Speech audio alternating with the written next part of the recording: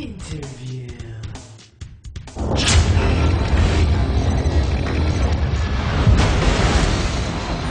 Hey everybody, Sean McInnes here, down here in LA, where Activision has officially unveiled Call of Duty Black Ops multiplayer. I've got Daniel Suarez, the game's executive producer, here to tell us a few things about it. Daniel, thanks for joining us. Thanks, Sean. Great to be here. So one of the big features that you guys unveiled tonight was this new training system for the game, which sort of, takes players and eases them into the competitive multiplayer experience.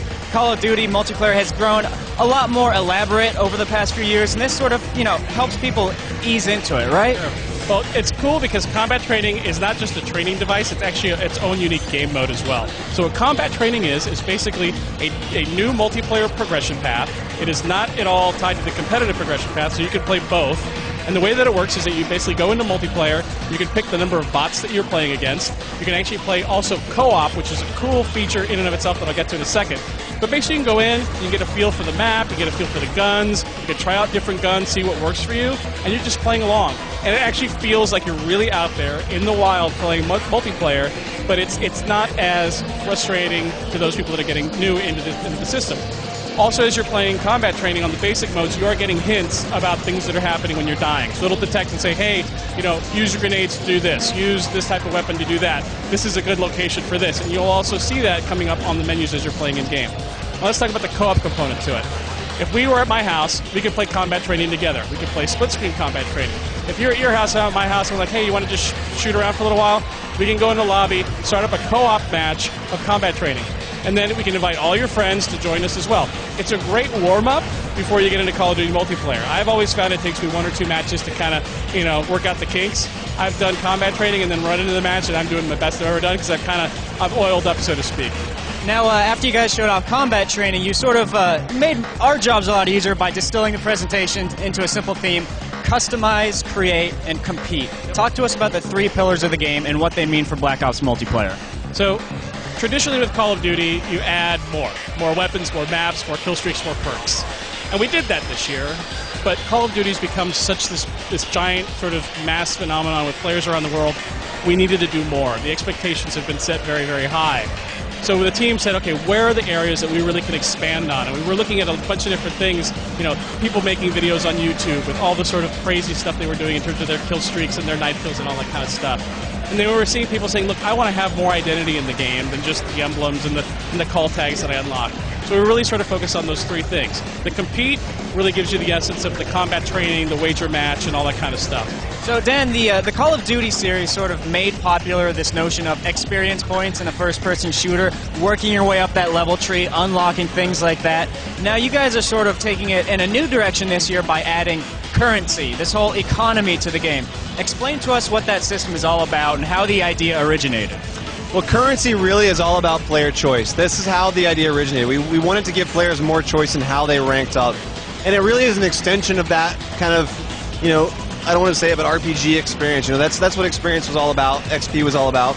But it's another layer of that. You still have XP, you still rank up, you still unlock things. But instead of unlocking everything in the game, you now unlock things by category. Once you've unlocked a category, you can spend your currency on anything in that category. We've got contracts, which is sort of your investment type of mechanic. We've got wager match, which is your gambling mechanic. And gambling is sort of a natural extension of the currency system for us. We love gambling. We're big gamblers. We love going to Vegas. And that we wanted to bring that excitement to Call of Duty Black Ops. And that, I think, is one of the most, to me, exciting aspects of the game and the currency system is wager match. Yeah, let's go into a little bit more detail on the whole gambling mechanic, because, like you said, that is one of the most exciting elements of the game. How does that work? Exactly how much are you risking in these games, and what's the payoff? Well, you can risk really as much as you want. We have kind of low buy-in games, which are games you can play with your friends. But then we have high stakes as well. So if you're really hardcore and you want to put all your money on the line, or not all of it, tons of your money on the line, you can take that risk. And they're very simple. I mean, the designs of these game modes are very simple. For example, one in the chamber, everybody spawns in with a pistol. They get 1 bullet and they get 3 lives, and that's it. Once the 3 lives are done, they're done, and they have to watch everybody else own everybody else. So when you shoot somebody, you take their bullet. But if you miss, now you're without a bullet. And it creates a lot of interesting dynamics and tactics. Some players will just melee so they can collect bullets, and then you get these really tense kind of one-on-one battles where you think the guy is done, but he actually has 4 bullets in his chamber. So it's stuff like that. It just creates a really interesting dynamic because because the rules are so simple, these game modes. That's the Cold War right there. Subterfuge, sneaking around, acting like a spy. Exactly, yeah. The customize really allows you to play with the emblem editor. Create your own emblem, make your own, create a class, make the game you want to play. So customization was a big thing for us. The emblem editor is one of my personal favorites because I sit around and make emblems all day long. Not really all day long, but but what I love about the emblem editor is that nobody has the same emblem. Everybody's emblem is unique because you've got up to 12 different layers that you can select. Within each layer is an icon. You can scale that icon, you can rotate it, you can change the color on it, you can set it to either outline mode or full fill-in mode. And so it just creates tons of opportunities for creativity for players. And then lastly, make your movies. And that was for us one of the new things that when we saw it, we're like, wow, this is going to open up a whole new avenue for people when they can actually make their own Call of Duty movies. So theater was part of our creation pillar. We wanted to give players the tools to create and kind of do things that were unexpected. We kind of designed the game a certain way, and we give them tools, and once they get the tool, they do things that we have no idea that they're going to ever actually do with it. And the theater was one of those features where it was just like, we want to give players the tools to make their own films, be their own filmmaker. We wanted to bring this kind of technology to the masses, so you don't have to have a capture card, you don't have to have any kind of editing software. It's all in game. Everybody has this feature. So, for us, the theater is really a way to give players the tools to be creative. Any game that they play, it's recorded to our servers. They can go back, they can watch it. They can even watch it with their friends in the theater lobby. They can edit clips. We have transitions between clips. You can view any player's perspective from first person to third person. You can also go into free camera. So you can kind of tell, like, this is going to give the Machinima community a ton of tools to work with. It's also going to give just the casual player a way to make their greatest hits reels or whatever, whatever they want to do. It's going to give the competitive community a way to observe and view the games they've played, to see how other players play in those matches, and they can learn from their mistakes.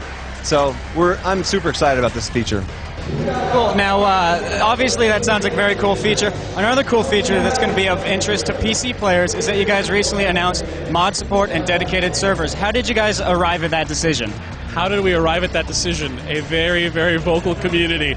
We want dedicated servers. We want mod tools.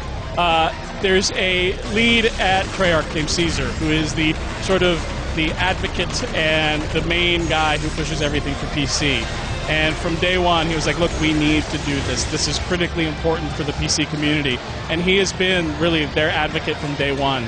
So that was one of the things, really, as we were developing Black Ops, we knew we were going to support it. All right, Daniel, thank you very much for your time. If you could just finish us off by letting the very few people left in the world who don't know when Black Ops is coming out, the game's release date. So Call of Duty Black Ops comes out November 9th. So we will see you guys on the battlefield. Thank you. There you guys have it. That's your look at Call of Duty Black Ops. Keep an eye out for more coverage.